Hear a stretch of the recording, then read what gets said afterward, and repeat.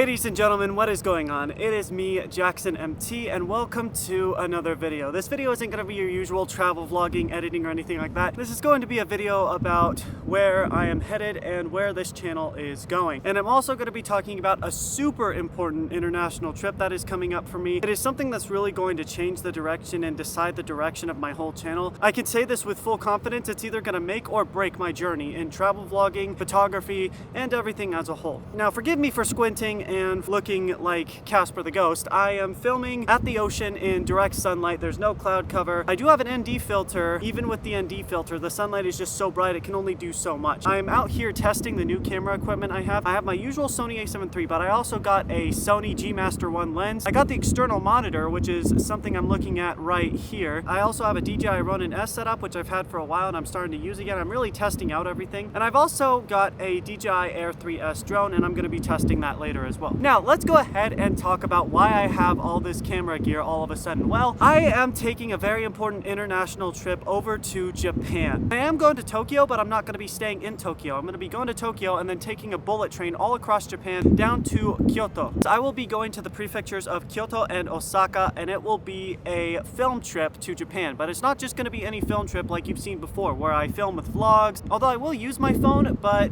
it will be as minimal as possible. I'll be using this camera right here to film. I also got a Sony ECM1 mic, and this video is also testing that mic out, and I hope it's working just fine. But yeah, I wanted to talk to you guys about what I'm doing in Japan and why this is so different from all my other vlogs that I've released thus far. I'm going to be doing travel cinematography mixed in with travel vlogging. Now what that is I'll reference Eric Hedenfolk. His short films are really, really good. If you guys ever see those short, trendy cinematic films on YouTube that are like super trendy, fast transition, cinematic shots out the wazoo, I'm going to be doing something similar to that, except for it's going to be more slower paced, and it's going to be longer videos, and it's going to be styled more like a documentary of my journey through Japan. But from what I'm seeing online, it is a lot harder to edit those videos into a slower pace, like an 18 to 25 minute video, while still keeping it cinematic, still having very little filler, and also just not including much phone vlogging or anything like that. Honestly, it's going to be difficult. Will I include short films? Yes. Will I have Instagram reels of Japan?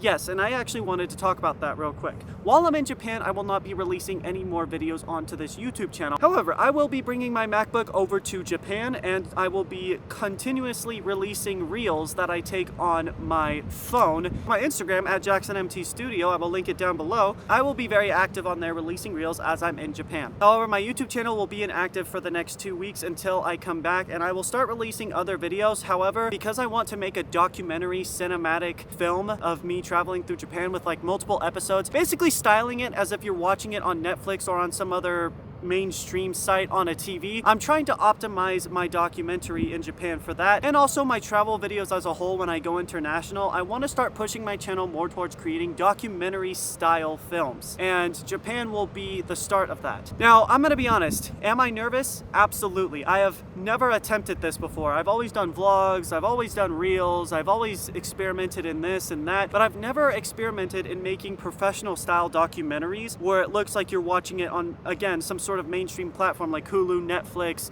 blah, blah, blah. But especially in today's climate where people's attention spans are completely fried, it is a lot harder to make longer videos that can keep the viewer's eye. So am I nervous about this? Absolutely I am. Have I been having a lot of stress and anxiety? Yes, I have, but I know that that anxiety and stress isn't going to keep me from doing this. How am I supposed to achieve my dream if I don't even try? If I don't even take that leap of faith to go to Japan? You know, I've been losing sleep over this. I've been getting up early. I haven't been able to fall asleep properly because of how stressed I've been about this. But you know what? I'm going to keep going, and I'm going to keep doing it anyway. So that is where I'm trying to take this channel overall. I am going to be still doing domestic travel vlogs and, like, you know, regular videos and editing photos and stuff like that. However, I want to eventually one day push the channel to mostly documentaries of countries I travel to, and, you know, who I am as a person and how much I grow and learn about different cultures as I travel through these countries. That is the goal of my channel. And another thing is, I'm not just going to the touristy areas of Japan. I'm not just going to Kyoto's temples that are visited all the time. I'm not going to Osaka Castle. I don't like that idea of just going to the touristy spots where everybody goes to and, you know, just the standard traveling where everybody goes. I don't like that. When I go to somewhere, I like visiting all of it, not just this little tiny bit. I like visiting all of it and opening my mind up to multiple different spots. You know, as I've been looking on the map planning this Japan trip, I've seen so many good spots that I know a lot of people don't go to, and there's so many spots I'm going to film and document, and I want to see all of Japan. I want to see the rural areas. I want to see the areas where a lot of people wouldn't usually go. My goal overall is to open people's minds to visiting all of the country, not just the touristy areas. Don't just keep yourself confined to, like, you know, the big mainstream areas or the big touristy areas or the areas that everybody talks about. Go to the places that are hidden gems. Go to the places that are under the rug most of the time. Go to the places that nobody talks about. Experience all of the country. That is the idea I am trying to push as well. Like I said, I don't know if I can do this. I've been questioning myself constantly. I do have stress and anxiety, but